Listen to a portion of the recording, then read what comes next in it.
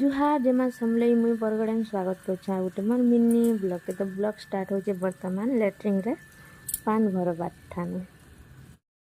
तो बीट संगे संगे गाजर गुटे देथि खाई। तो गाजर बीट खाई सारा पर गुरस चार संगे बिस्कुट के भी देथि खाई। 12 बज थिला न तो मैं खावा लगे बढ़ौथी भात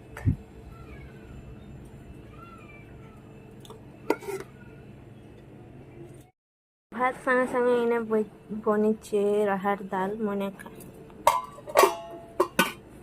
लेमो चिटके वाली बाहर कर आमर सब मिक्स तरकारी तरकारी तो नुहे से भजा भलिया भाजी मसला देकर एटा खाएमी। तो देखी पारु थो इटा ही मोर खाना दाल नहीं खाए जेहेतु दाल नहीं आनी।